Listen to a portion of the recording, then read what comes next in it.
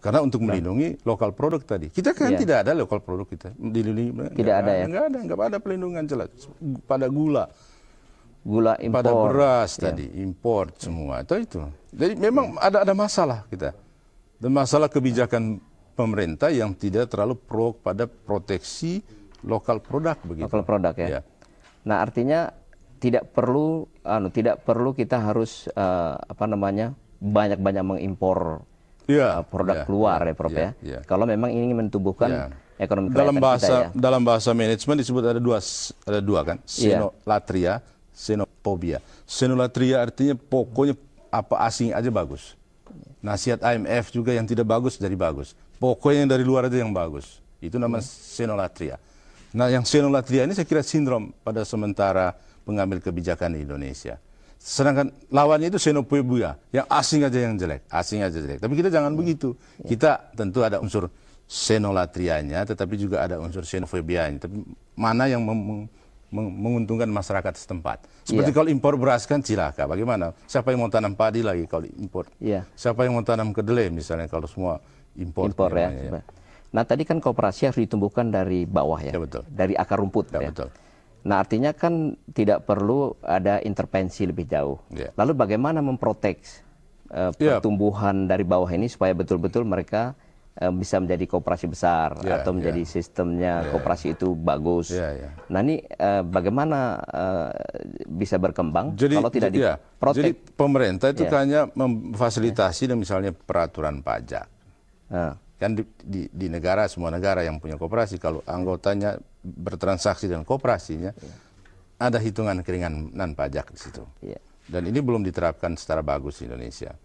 Kemudian yang kedua, produk-produk koperasi, anggota koperasi itu harus bisa ditampung oleh koperasinya. Kemudian dijual bersama at market price begitu, tapi at cost.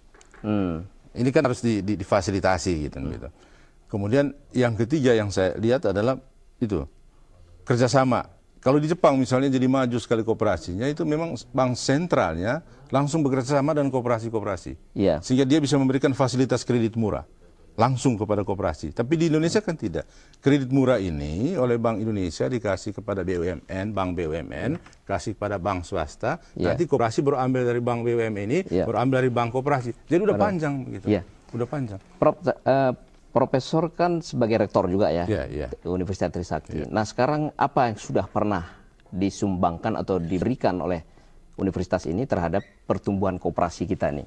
Saya kira koperasi di lingkungan mahasiswa Trisakti tahun lalu itu sebagai koperasi percontohan atau gimana? Koperasi kampus yang terbaik di Jakarta, dapat penghargaan dari pemerintah.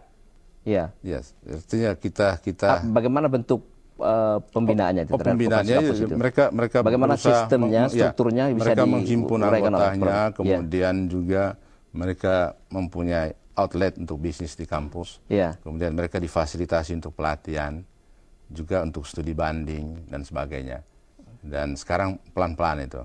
Tapi soalnya jangan juga melakukan massifikasi cepat-cepat kan begitu. Tapi mereka diberikan peluang untuk melakukan usaha itu. Dan kita berikan kesempatan. Sebagai konsultan juga ya, Prof, di koperasi kita gitu. Iya, betul. Nah, ini sebagai konsultan ini, kira-kira apa konsep ataupun sistem yang diberikan kepada dunia perkoperasian kita yang notabene sampai sekarang kan boleh dikatakan masih belum mengalami titik terang ya tentang koperasi kita ini gitu. Nah, maksud saya itu di sisi mana sih sebenarnya yang sulit ya, sehingga koperasi kita ini ternyata seperti kerakap di atas batu, mati segan hidup tak mau, itu istilahnya itu, Prof. Tergantung Pak, lihatnya di mana. Ada beberapa koperasi seperti misalnya koperasi kredit di Pekalongan ya, itu kan omset perputarannya hampir 1 triliun. Dia menjadi raksasa bisnis di pasar di sana. Anggotanya 3.000 pedagang simpan pinjam. Di Jakarta Barat dia menjadi raksasa, dia punya perputaran 100 miliar. Yaitu anggotanya 7.000 pedagang begitu. Sampai kepada bakso tembak, mie di bakso tembak itu. Itu. Jadi ada beberapa yang memang bagus sekali. Jadi yang mati pelan-pelan ini yang disponsor oleh pemerintah. So, koperasi kan harus tumbuh dari bawah. Dari Swakarsa, Dari Swakarsa, Swadaya, Swakerta itu kerja. Jadi yang menabung tersendiri. Itu yang bergerak. Kalau Bapak lihat di Sumatera Utara, seperti saya kasih contoh, atau di Kalimantan saja. Satu koperasi yang sangat kuat itu koperasi Pancar Kasih di Kalimantan Barat. Itu perputaran uangnya hampir 30 miliar. Dimiliki oleh orang kecil. Ada orang Dayaknya, ada orang Madura, ada orang Jawa. Menurut pengalaman saya, koperasi-koperasi yang membina manajemen kemajemukan yang bagus, itu menjadi sangat kuat. Seperti Kodanua tadi, sangat kuat. Atau seperti Kospin Jasa di Pekalongan, sangat kuat. Ataupun Pancar Kasih di Kalimantan, itu menjadi sangat kuat. Itu karena kemajemukan itu. Iya. Prof sebagai, ya boleh katakan kan dari bawah ya. Profesor Tobi Mutis ini kan berangkat dari nol, dari bawah sekali ya. Betul. Kemudian konsennya cukup tinggi terhadap masalah-masalah kerakyatan, termasuk masalah pertanian gitu. Nah, berarti basis dari ekonomi kerakyatan itu kan salah satunya kan bidang pertanian. Nah, ini koperasi-koperasi yang ada tingkat pertanian itu. Tapi persoalan ke Indonesia dulu adalah kita kembangkan industri didukung oleh pertanian, kan begitu? Itu kan seluruh rumusan Pelita zaman Pak Harto itu kan begitu. Menggerakkan industri didukung oleh pertanian. Sebenarnya paradigma ini kan keliru. Harusnya mengembang sektor pertanian yang didukung oleh industri. Jadi kita harus kembangkan industri yang mendukung pertanian.